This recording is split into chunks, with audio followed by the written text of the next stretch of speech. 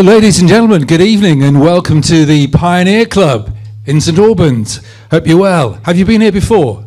Yes. Bit of yes, that's good. Well, that's very good because this is a grassroots venue that puts on live music featuring a lot of up-and-coming and new acts. The kind of venue really that Pulp might have played in their early days after they formed as Arabicus Pulp in 1978. Have you seen Pulp live by any chance? Thought you might have done. That's fantastic. And now, 47 years later, to quote the very last sentence of this brilliant book, Pulp is the gift that keeps on giving. Don't you agree? Yes. Nominated once again for a Mercury Music Prize for more Pulp. So a new album after 24 years, that one. More live gigs coming in the new year. And it's brilliant to welcome a member of the band since 1995 and whose association with Pulp started in 1985. Ladies and gentlemen, please give a massive welcome to Mark Webber.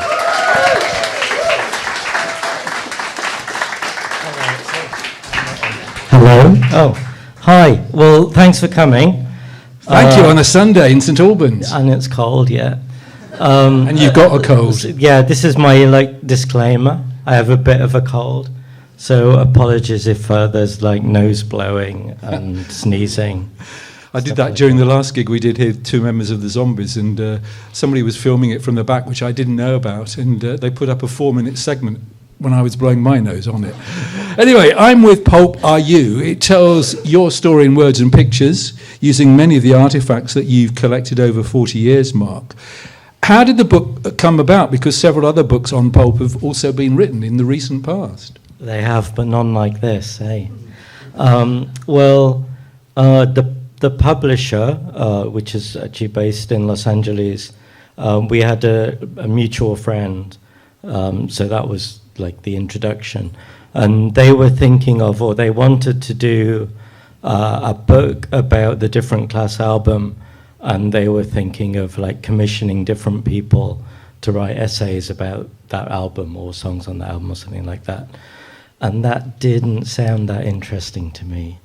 And this was during the lockdown, and I'd been, like most people, sorting through stuff at home, the spare room full of boxes, and I'd sort of rediscovered all of the Pulp ephemera that I'd saved over the years, and without really ever knowing what it might be useful for, but just because I'm a sort of hoarding kind of character. You are a hoarder. Yeah. And so I found these boxes and started going through them, and it had been such a long time since I'd last looked at them that there were loads of things that I'd sort of forgotten. There were photographs I couldn't remember the circumstances of. And so it was rediscovering it for myself. And it seemed like it was an interesting bunch of stuff. And so I sent some photographs to the publisher and said, I think this would be an interesting book. Shall we do this? So you got sort of ticket stubs, promotional material as well, and sort of photographs, as you say, scrapbooks you'd kept, had you? And you made notes or kept sort of a diary of your involvement? I had some personal diaries, not for publication. Okay, yeah. But useful for referring back to check dates and things like that. But yeah, no, I just saved everything: flyers, some merchandise, contracts for concerts. Because a lot of this early stuff was in the pre-digital age, before the internet, so none of it was on memory sticks. It must have taken loads of space, and you must have moved this around from flat to flat or from house to house where you'd been living. Well, I have been living in the same house for 27 years. Oh, right. So it's mostly just been static or moved from one room to the other. Did you think one day it might make a book or something? I don't think I ever really thought of it like that, but I always liked, a lot of the music I like is old music, and one of the first bands that I got interested in was the Velvet Underground, and I always loved seeing old adverts and posters and things like that, and there were a couple of sort of homemade booklets that fans had made over the years, which I bought and like the look of. So I always had like an inclination towards ephemera and things like that. That's great. Okay, so did you read any of the old reviews? You've got a huge list, and I see you're just like racing through it. Well, we're going to do it in two parts, and if at any time you want to get a drink, the bar is open. Oh, okay. Go on, sorry, what was that question? So Sorry. did you I was read... just distracted by your hand quickly moving down the page. well, I've got big writing, so I can read it because my eyesight's not great. Did you read any of the old reviews? Because they're very interesting, and a couple are in the book. Some of them. I mean, the early ones are the funniest, you know, the ones that are not entirely favourable. Yeah. So they're quite interesting. But generally, I didn't really ever... I don't think... You can't really take reviews seriously because they're just... It's just people's opinions, and most... I don't know who's here tonight, but like most of the people who wrote for those magazines, like music, like, you know, Melody Maker, Enemy and all that, a lot of them were just failed or frustrated musicians. Okay. So they had a bit of envy, maybe. I didn't really worry too much about what they said about things. You've done quite a few talks like this already, and there's more to come, you say. What sort of reaction have you had to the book? Well, I mean, generally favourable to the book. I'm happy with the way it turned out. I was lucky to be able to pretty much do what I want with it. The publisher didn't get too involved in what it looked like. But were they Pulp fans, the people in Los Angeles that approached you? He says so. That's good. But I mean, there are just so many books published every week, every month, every year. I know, what a waste. Well, who knows? They could just be got to pulped. sort the wheat from the chaff. Yeah. And this is the only pulp book you would ever need. Absolutely. So don't worry about the others. We'll get some of your questions right at the end, and I'm not going to go through it all because there's just too much amazing detail in it. Mark has set it out chronologically, and before we go through some of his early encounters with Jarvis and the early band in '78, well, when you met them a bit later, but you are from Chesterfield, born and brought up there, which is pretty close to Sheffield. And you mentioned the Velvet Underground. What else were you listening to growing up? And were you into music at quite a young age? I was always interested in music. And, you know, there's your early life, you're generally interested in what's on the charts and what's on the radio. Yeah. So that was... But you followed the charts? I followed the charts, yeah. I would like, you know, record the charts on a Sunday afternoon. On cassette? On cassette. And then...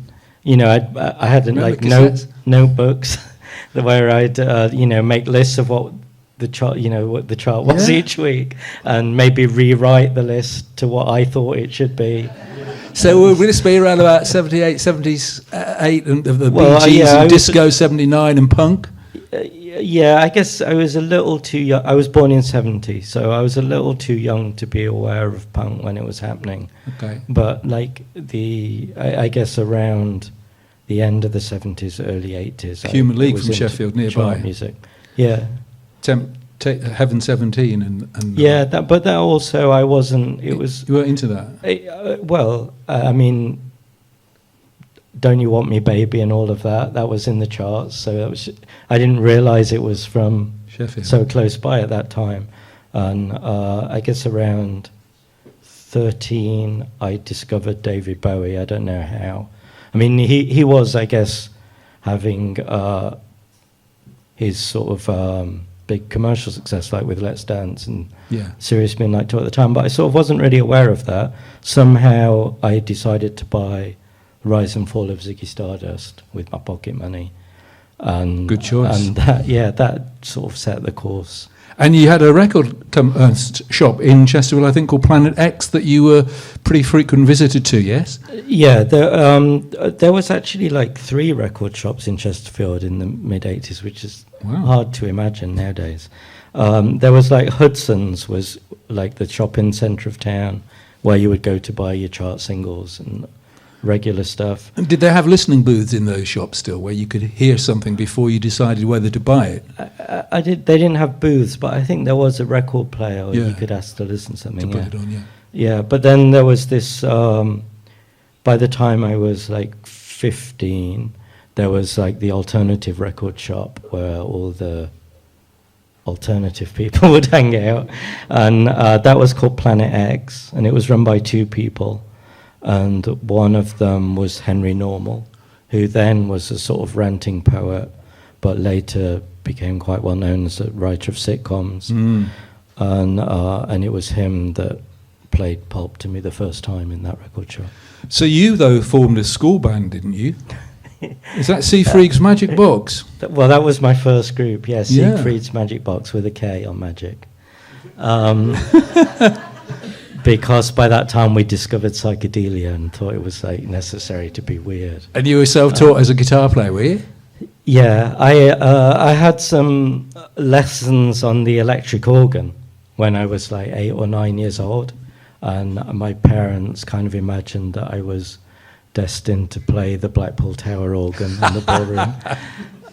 But then when my teacher said, "Oh, you're getting pretty good at this, I think we should do like your grade, start at grade 1," completely lost interest. Right. And gave up the organ, and then a couple of years later persuaded my parents to buy me a little guitar, and then didn't want to go down the sort of teacher route again and just taught myself. And how do you get better at guitar playing then? Do you just listen to more records and just improvise and practice? Yeah, work it out yourself. Just or see other better guitar players and copy them. Well, I had a book which I think it had Ron Wood on the front. Oh, I think I thought it was Keith Richards, but I think actually it was Ron Wood, and it was just a book of chord shapes. And so that's how I learned chords, and then I would just play along to records that I liked. Yeah. And a lot of the records I liked were fortunately quite simple. What did you have any aspirations then to perhaps become a full-time professional musician? Not really. I guess it was something I wanted to do, but without any kind of suggestion that was an actual possibility. Yeah. I mean, what were your hopes on leaving school, or your aspirations, ambitions? When we had like the careers officer meeting at school in, like the year you take your O-levels. I left my school after my O-levels. They went around the room like, what do you want to do? And I couldn't think of anything. So I said, I'm going to be a pop star. Did you? And of course everyone thought that was ridiculous, which it was. Well, we'll come back to that, because that's kind of in the second half for me, really. And you started a fanzine. Was this about your band or about Pulp? No, it was about local music, because that was all I had access to as like a 14, 15-year-old school kid. Yeah, so I started a fanzine called Cosmic Pig. And with your cousin and two friends? Exactly, yeah. And how do you know that? I read the book. Yeah, so we started a fanzine, and there was quite a lot of bands in Chesterfield. They were all terrible, and but it was exciting when you're young. And then Sheffield is like 12 miles away, so we would go there, of an afternoon, and there'd be bands in Sheffield that we interviewed and bothered. And just quickly, for those of you and me really that never got a fanzine, did you sort of get a typewriter and print it all out, or did you handwrite it all out and photocopy it? How did you make it and distribute it? Yeah, well, for the young people in the room, cut and paste, that is so called because we old people used to cut out bits of paper and paste them down and then photocopy them. So that was how our fanzines were done. Some handwritten, mainly typewritten. Right. And I always loved photocopying. And so, so it was the ideal job for me. Well, you didn't have one of your own. You had to go to a library or something, did you? I did later in life. I did buy my own photocopier, yeah. Well, the first one was actually copied at school on the school printer. We had like one sympathetic teacher at school that I quite liked, Mr. Grimshaw.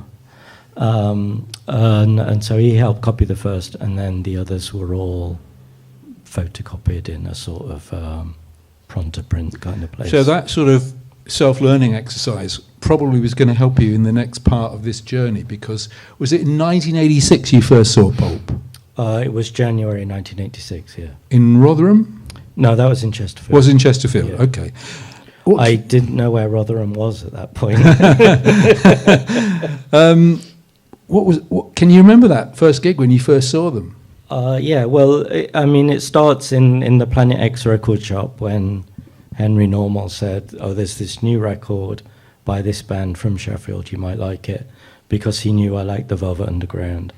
And at the time, Pulp were often compared to the Velvet Underground because they had a violin player, and they had, like, on the one hand, nice ballads, on the other hand, very abrasive, slightly unpleasant music.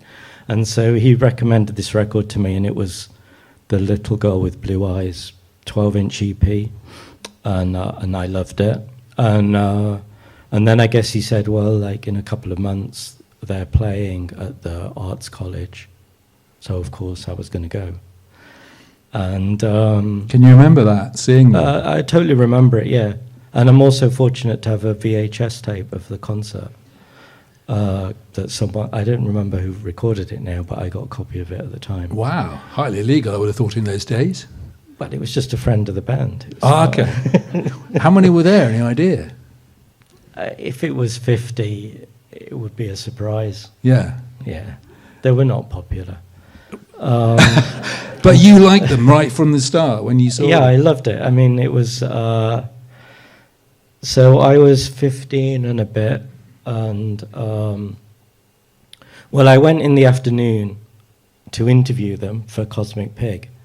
And so I went to the sound check, spoke to one of them, said, can I interview you? And I didn't actually meet Jarvis that whole day. I interviewed the other four, which was then Candida, Russell, Magnus, Candida's brother was the drummer, and Pete, Candida's boyfriend, was the bass player. And so I interviewed the four of them in the afternoon in the college library, and then went back in the evening for the concert. And it was shortly after Jarvis had had this accident that he's often talked about, where he fell out of a first or second floor window, depending on... Trying to impress a girl. Trying to impress a girl, yeah. And he really hurt himself. He was in hospital. You know, they thought maybe he wouldn't walk again, that kind of thing. And so when he started to play concerts again, he was performing from a wheelchair. But it wasn't a normal wheelchair. It looked like a sort of Victorian bath chair. It was like very unusual looking. And that was deliberate, his sense of sort of being theatrical, yes? Yeah, and I don't know, probably just found it in a skip or something. Did you meet him afterwards and talk to him? Not that day, no. No, I didn't really get to know him till quite a bit later. No, but the thing is, he was wheeled onto the stage, performed the concert from the wheelchair, played guitar even from the wheelchair, and was like banging on the arms of the wheelchair in the sort of impassioned moments. And then at the end of the concert, he just stood up and walked off the stage. How amazing. So that was quite interesting and noticeable. And the rest of the band at that time, they just looked so odd. Like, Candida was like, I mean, she was so small. She was like a doll in like multicolored clothes. Magnus, her brother, looked a bit like Andy Pandy. He had like shaved head on top and then like frilly hair coming out the sides. And he had a very unusual but brilliant way of playing the drums. Pete, the bass player, looked like a football hooligan. It was terrifying. And Russell, the guitar and violin, well, he's, you know, I guess it's often said like he stares like the mad one from Sparks, you know, or he also looked like David Byrne. And they had this song called The Will to Power that was on the B-side of Little Girl that Russell sings, speaks, and it's like the lyrics are things like 1933, where are you now? Where are the broken bottles? Where are the toffs slumming it?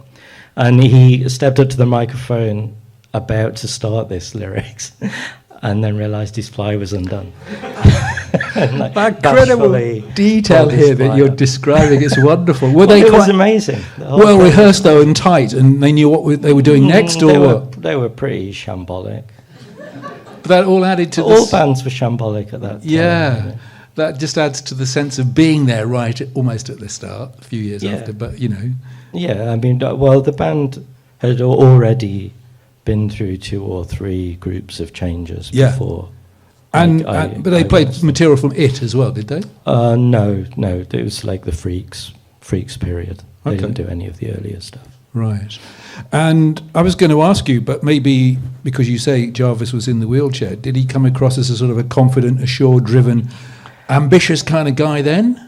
I wouldn't say ambitious. I just had never encountered anything like this bunch of people, and it just seemed like so arty and sophisticated, which it wasn't. And it was just sort of just like amazing. It was just like opening the door into a whole other world. So you wanted to follow them straight away more and see them again live? Yeah, well, I guess the next concert that I saw, I think, was one I organised myself. As a 16, 17-year-old? 15 and a half, yeah. At the Conservative Club in Chesterfield. And how many turned up for that? That was more like maybe 70, I think. That's the good. Conservative Club, yeah. Do you know what the admission charge was? It was £1, yeah. And that was where Siegfried's Magic Box, my first band, that was our first concert as well. And so you supported Pulp? Yes. So then you got the concert I organised. Yeah, that's a cool way of doing it, eh? So then you got to meet Jarvis then, and was he out of the wheelchair? Guess so. He was out of the wheelchair then, yeah. It was like 4 months later, maybe. But again, in that time, Russell was the more outgoing member of the group, and he was also the one doing all the like admin type organizational stuff, and so he was the one that I had the most contact with, and Jarvis was, I don't know, I mean, it's not like he was mysterious, because it really wasn't like that, but he was, I guess, quite, aloof. Quiet. No, not aloof. Not quiet. Not aloof. Just quiet. Yeah. Not as social as some of the others. That's interesting. Which did change over time. Yeah, I was going to say, because as a performer, you might want to say he was a bit tongue in cheek. He's not sort of taking himself too seriously. It's a bit of an act. Is that fair, or as he changed and as you got more successful, would he have had more of an ego and want to put on a bigger performance? A lot of things in there, sorry. Yes, I lost the thread. Well, it is tongue-in-cheek. I mean, it's a north of England thing, not to take yourself too seriously. Yeah. And there was always a lot of humour in what Pulp were doing, even when they were unpleasant and serious. But yeah, it did, in later iterations of the group, become more of a performance, or a more exaggerated performance of himself. But they hope to make it, in terms of chart success, and become famous, you think? Not in that moment, because it was unthinkable. It was inconceivable, I guess, with the kind of music they were playing. And you thought the same? You didn't think necessarily they're going to be big at that time? Well, I guess big then in that world would have been like, being in the indie charts, which, maybe was conceivable if they'd had a better record label.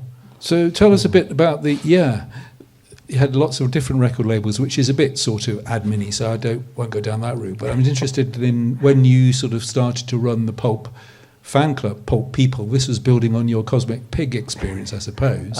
And then when you got more involved in terms of, designing stage sets and doing light shows. Tell us a bit about how that developed, Mark. Yeah, designing is maybe overdoing it slightly. I'm sure I read that word in the book. Cobbling together, I think. I mean, Pulp always tried to put on a kind of a show on a budget, basically. And just before my time, there was a period when they were basically like stringing toilet roll across the stage because it was cheap and sort of made like an interesting visual thing. And a lot of tin foil, cling film. There was concerts they did before my time again, where they would have like bags, like bags, I guess where you used to get like goldfish at the fair in a little plastic bag. Like bags like that, but with like water with food colouring in. No fish. Like hanging from string across the stage above all the temperamental electrical equipment. So stuff like that. And so then when me and my friends got involved, which was maybe the year after, maybe 87, 88, 89, we would do things like project Super 8 films, a lot of them being my dad's Super 8 films of the family, or other films that he'd bought, like you used to be able to buy, like compilations of car accidents, or like not public accidents, crashes. When there used to be like Racetracks. shows where people would crash cars, that kind of thing. And none of this bore any relation to the music or the lyrics? Not really, no. It was just something to look at. Yeah. And me and my friends, who were like all into the when I say all, there was 3 of us, into the Velvet Underground, and would read about the Exploding Plastic Inevitable, the shows that Andy Warhol did with the Velvets, and we'd see photos, and so we made slides with like interference patterns and psychedelic patterns and colours, and project slides over the band with the films and that kind of thing. You were still living with your parents, yeah? Yeah, of course. I was like 17 years old. So as you got more into this band, did they start to pay you for doing stuff or not? I mean, the band? Yeah. A little bit later. I guess, I left school in 87 and went on the dole because there was not really anything to do in Chesterfield at the time. And I did another fanzine called Step Inside My Pepper Pot, and I just kind of mucked around with the sort of fringes of doing kind of music. Yeah, I mean, how often were Pulp playing live in that part of the north of England then? Not too often? Well, they would play, for a while they would play in Sheffield maybe 4 or 5 times a year, but then it slowed down to once a year at one point. You ran club nights in Sheffield, I think. You put on the Inspiral Carpets, the Shaman, James Taylor Quartet, Spaceman 3, as well as Pulp. So that was the Groovy Fish Tank. Yeah, that was the club. Yeah, again, it was a place a bit like this, on the outskirts of Sheffield, and me and my 2 daft psychedelic friends, I guess just asked these people if we could organise some concerts. And we did a couple of runs of doing it every 2 weeks with bands, and we would DJ and have like our idea of psychedelic projections. And Pulp People took off as a fan club thing, yeah? Yeah. So there was some like personnel and stylistic changes to Pulp, and then they started to become sort of slightly more attractive to the general public, and we're getting... Meaning what? The way they dressed or the way they performed? The music was getting attention, and single of the week, that kind of thing, and more people coming to the concerts. And so they started to try and do it a little bit more seriously. And I guess the first thing was Russell asked me to be the tour manager. Interesting. Tell me about that, because I don't think there are any training courses to be a tour there manager. There probably are now. Maybe, through university then, music production courses or something. Yeah. I started doing that in, I think, 91. Yeah. So I guess I was 21. I was an adult, but I was just completely naive and inexperienced. And I guess I just learned sort of how things happened by...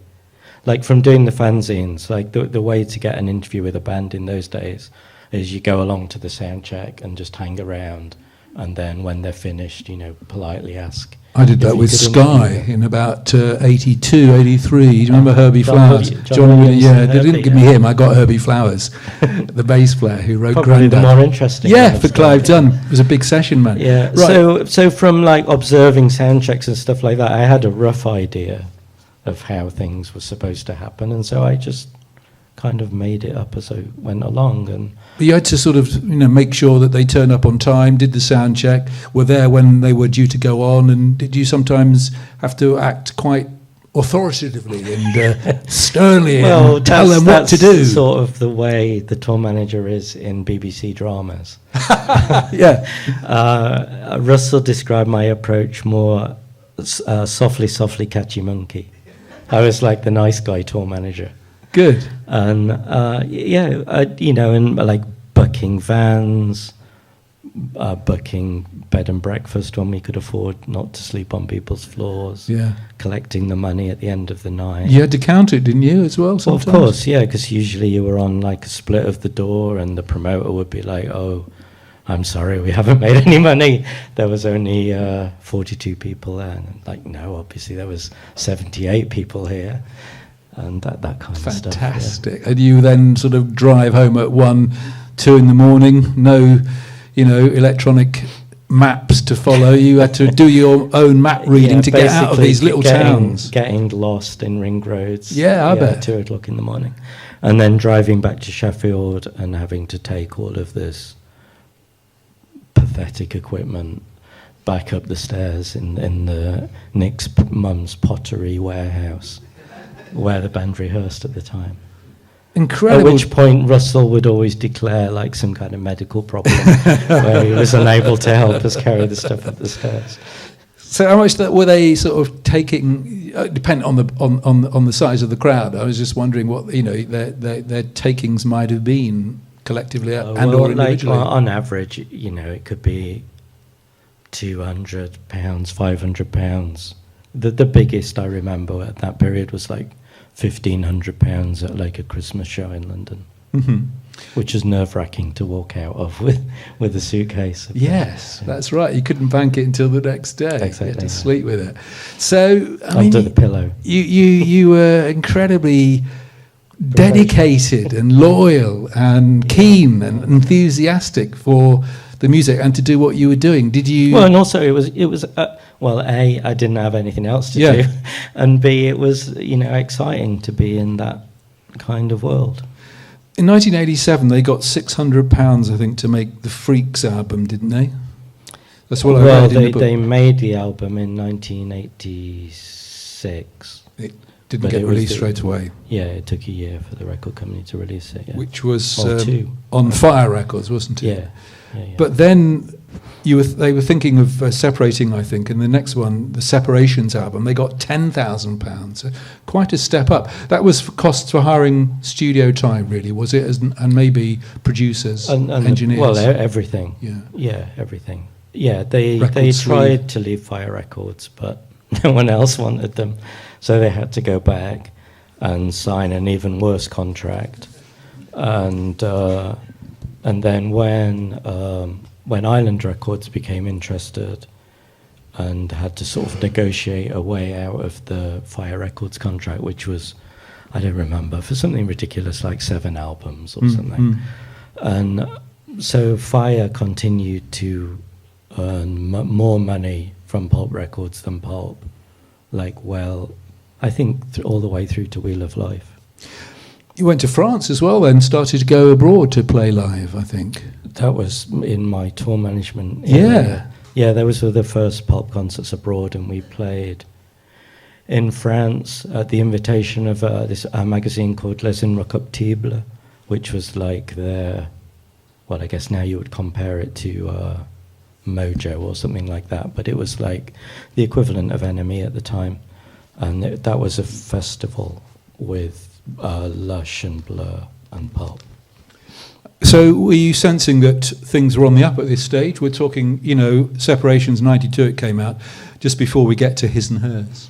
Yeah, it sort of started from My Legendary Girlfriend when that was released. Countdown, Separations album. There was a small but enthusiastic following that was sort of developing. I'm going to quote from the book, if I may. This is a text from a flyer which was distributed at concerts in 1991. Pulp is being an anachronism of any kind, never using words like gig, quintessential, or basically, living on nothing but breakfast cereal, never overdoing anything, always going the whole hog, having massive achievements and keeping quiet about them, spending your last penny on something unphysical, mind over matter, matter over mind if it's that good, not only saying things but doing them as well, doing a wheelie on a rally chopper, going to parties you haven't really been invited to, sleeping in someone's garden because you can't be bothered to go home afterwards, wearing suede trousers with nothing on underneath, living in a dream world, being totally realistic, eating lots of fresh fruit and veg, going on day trips to the seaside in mid-November, flying a kite at 4 a.m, a Ginster's Cornish pasty and a can of orange halfway down the M1, tripping up and pretending you did it on purpose, being rubbish at video games, being okay at pinball, being boss at cards, going to the supermarket in a Lyrics jumper, enjoying washing the pots, sending postcards from places you've never been to, hitching a lift in a hot air balloon, making contact with beings from other planets and snogging them, and so on. I love all that. That's fantastic. Yeah, that's like a Pulp manifesto circa 91, 92. Is Jarvis right there? A lot of it sounds like it's in his voice, doesn't it? Does, doesn't it? Yeah. I mean, he always had this way with words and creating lyrics, which on the face of it you can say are mundane, but they're just so incredibly, wonderfully observational, I think, you know? I could pick out loads and loads, but, you know, I just love... Please don't. All right. Well, yeah, they're grounded in the everyday. Yeah, but they're fantastic, I think. Yeah. I mean, Wikipedia says kitchen sink drama kind of stuff, which I think is a bit of a silly description, really. But yeah, so there we are. You've got Separations. You're Gone Abroad, 1992. Things are on the up. You're doing the fan club as well, all this, and doing all sorts of quizzes and reviews and competitions, 24 pages, I think. It ran until 2002, and now the archives are in a Sheffield museum. Jarvis crashed his Hillman Imp at one stage, and he gave it as a competition prize. No, he didn't crash it. He just sort of ran it into the ground and it stopped working. Oh, right. But then... That's what the press said in the picture I saw. Yeah, no, not crashed, crushed. Oh, crushed! Yeah, right. So that was like, well, what to do with this car that no longer works? I know, take it to a scrapyard and get it compacted into a cube. And so he did that, and we gave it away as a prize in the fan club competition. Any of you here read and take Pulp people, you know? Yeah, good. And did you see anybody see the band at this time before we move on to the next level? Yeah, that's great. Did you enjoy it? Were they great? Yes, thanks, yeah, 1992. 1992 Separations, and then we'll get to His and Hers in a second, and then in part two we'll start at 1995, I think. Yeah, but with the car, someone did indeed win it. Yeah? And a couple of our roadies took it in a truck and put it in this girl's parents' garden. And then she subsequently donated it to the Hillman Impona Society or something. Right. And so now I think it's owned by the director of that. And, you mentioned there've been several changes of lineup, and there was a kind of time when they had a year off when Jarvis went to London. I think Candida worked in a toy shop. One was a school teacher. Is that Nick? Nick was a school teacher. Yeah. So when they got back together, sort of thing, were they all different personalities and they all had different characters? Not so much at that point. They were still poor and slightly inept musicians. Really? And but with I won't tell them you said that. It's widely acknowledged within the group. Yeah. Were they friends? Now we have the other guys who play with us on tour now are actual proper musicians, and cover a lot of the cracks. Aren't you? No. Oh. We're competent at what we do, but we're no one can read music. We wouldn't be able to fill in, like playing someone else's songs or do cover versions, which is not that kind of musician. Okay, that's interesting. So then 1994, His and Hers charted at number 9. It was nominated for the Mercury Music Prize, of course, about sexual encounters, social class and voyeurism. And you got, after 12 singles that didn't make the charts, or maybe one made it to 133, but the first hit, Do You Remember the First Time? Amazing record, don't you think? Incredible record. Lovely guitar intro. And I think I read that you had some input into that, but you still weren't in the band, is that right?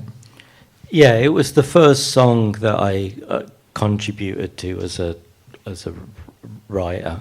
I mean, all the Pulp songs in that period were all written, everyone together, just mucking around and seeing what came out. And they were doing this at Nick's mum's pottery in Catcliffe outside Sheffield, which was the rehearsal room there. And they had this song, which became Do You Remember the First Time? And it was they had showed some promise, but just wasn't. They were having trouble, like, with getting somewhere with it, like developing it. They went off and had a cup of tea or whatever, or someone put the kettle on, and I picked up the bass guitar and started to play what became the bass line in the chorus, and that seemed to be Knit it together. One of the things that like helped the song move along. Yeah. So, at this stage, at this point, you sort of came and played a bit of guitar and keyboards in certain live shows, didn't you? Yeah. They were like, writing songs that they couldn't all play. Well, they couldn't play all the parts in concert, so they knew that I was like vaguely competent. First keyboards was what I did, and then the guitar. And they came to a point where Jarvis didn't want to play the guitar and sing because he felt that it was, well, I guess he wanted to perform more, and also felt that if he was thinking about the guitar, then he wasn't singing as well as he could. And so he sort of taught me. I mean, basically, I was just doing what I was told in that period, filling in the parts for the shows. But it's amazing to be doing that.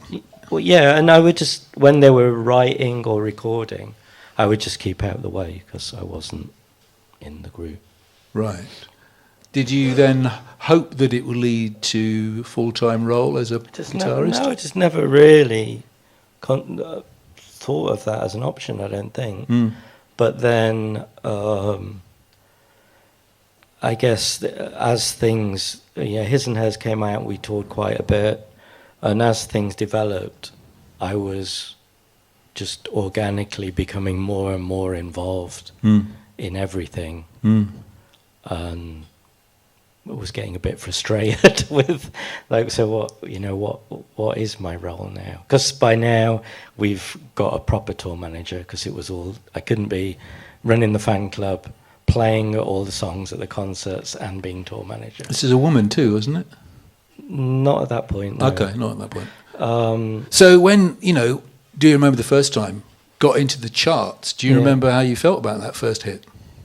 Well, it's exciting, isn't it? I imagine, yeah. I mean, I don't know if it was that. Lip Gloss was the first thing to go in the charts, but it was like number 49 or something. That's right. And so do you remember the first time was the first time in top 40? Maybe it was 31.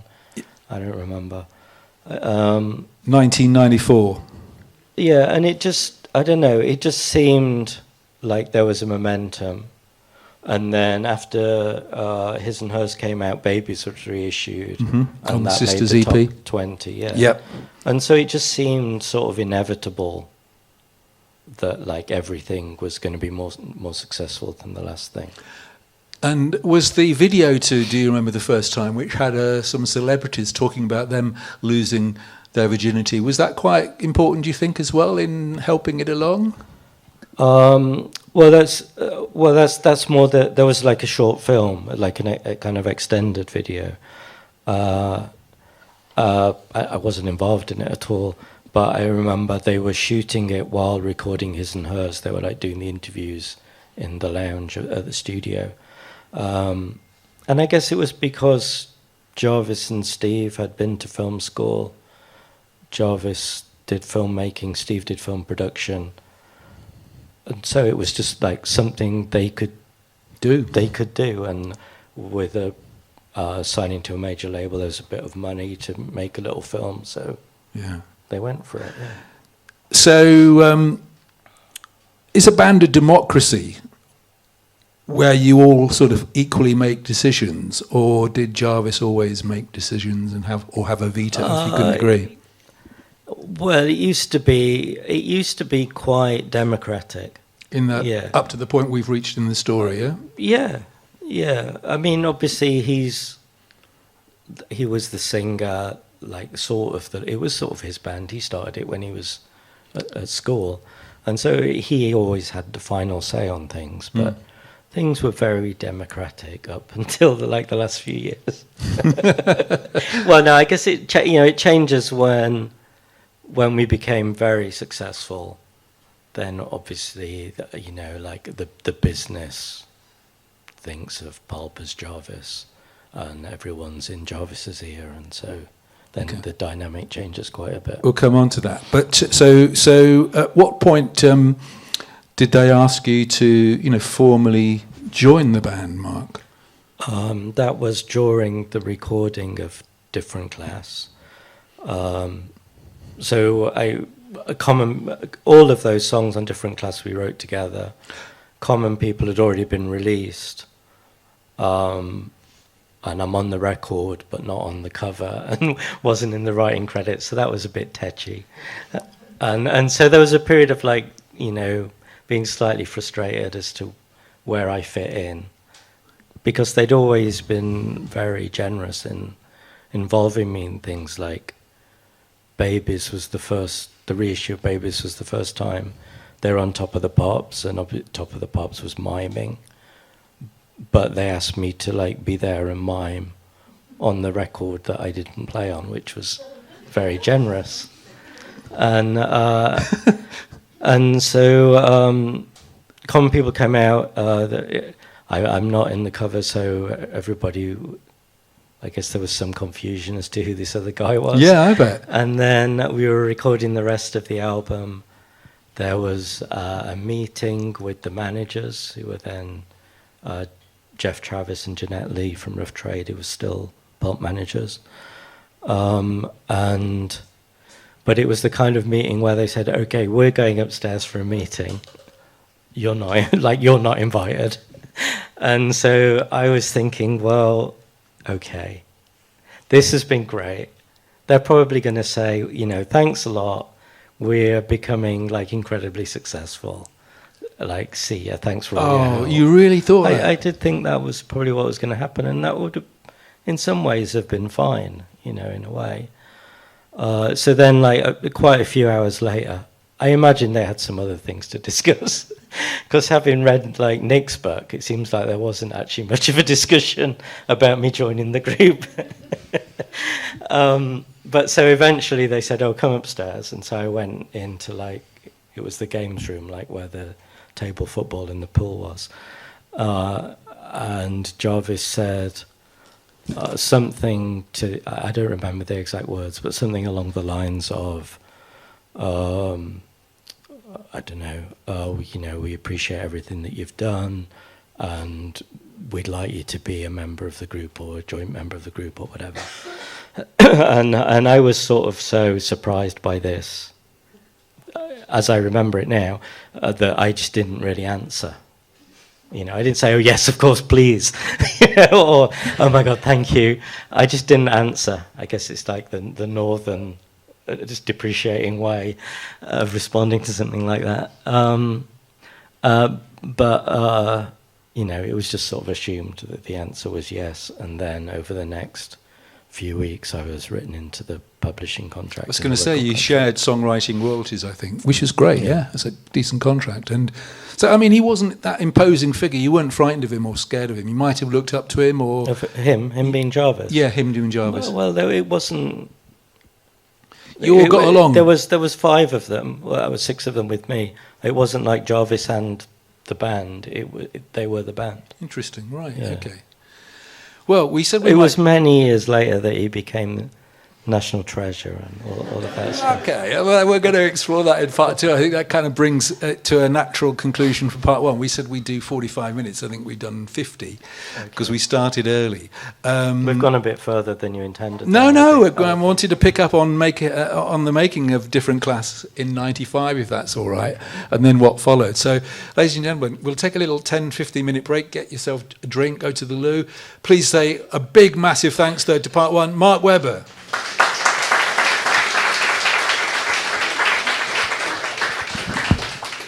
Thanks, and be prepared because we are going to ask you if you've got any questions at the end. And at the end of part two, you'll sign copies of the book, yeah? Yeah, great, thank you.